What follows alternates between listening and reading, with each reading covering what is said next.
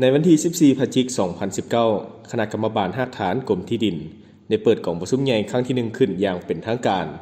โดยการเป็นประธานของสหายอนุสรณ์พรหมจันทร์คณะสหพันธ์กรรมการกสศ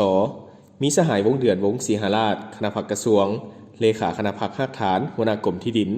และสหายคำพันธ์เป่าวงเวียงคำเลขาคณะกรรมการหากฐานกรมที่ดิน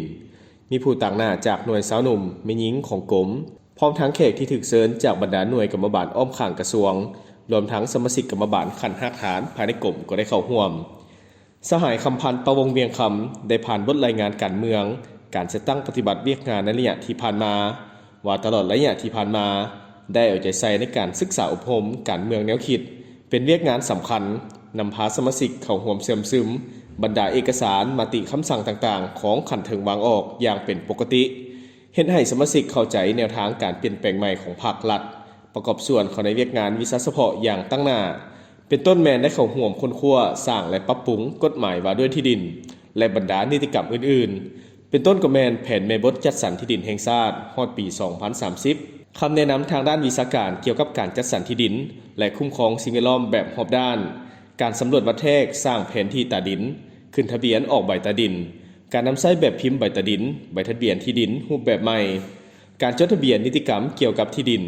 การประเมินราคาที่ดินสิ่งปลูกสร้างและอื่นๆโดยการหันเปลี่ยนเป็นทันสมัยฝึกอบรมการปรับปรุงระบบสำรองข้อมูลหรือว่าเซิร์ฟเวอร์และการนำใช้โปรแกรมระบบฐานข้อมูลทะเบียนที่ดินลาวและเล็กเวอร์ชันใหม่ให้แก่พนักงานวิชาการพสส 18 แขวงและบรรดาหสสเมืองในทั่วประเทศสร้างเงื่อนไขในการตอบสนองกล้อง GPS RTK ให้บรรดาแขวงสำเร็จการสร้างแผนแม่บทจัดสรรที่ดินแห่งชาติฮอดปี 2030 โดยผ่านการรับร้องจากสภาแห่งชาติและสำเร็จข้อตกลงฉบับเลขที่ 10/นย.ลงวันที่ 5 กุมภาพันธ์ 2019 ว่าด้วยการแบ่งความรับผิดชอบในการจัดตั้งปฏิบัติแผนแม่บทจัดสรรที่ดินแห่งชาติการสร้างเขตประเมินราคาที่ดินสิ่งปลูกสร้างตามตัวเลขแผนการ 5 ปีจำนวน100เมืองมีการค้นคว้าคำห้องคำเสนอเกี่ยวกับที่ดินสามารถแก้ไขและส่งออก48เรื่องสำเร็จการจัดเอกสารสำนวนข้อคัดแย้งเกี่ยวกับที่ดินให้เข้าเป็นระบบ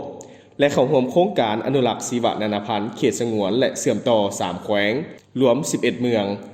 จากนั้นกองประชุมก็ได้มีการปอนบัตรคัดเลือกเอาคณะกรรมการหากฐานกรมที่ดินสุดใหม่ภายหลังการเลือกตั้งสำเร็จก็ได้เปิดกองประชุมปฐมฤกษ์โดยได้ตกลงเลือกเอาคณะสุดใหม่5สหาย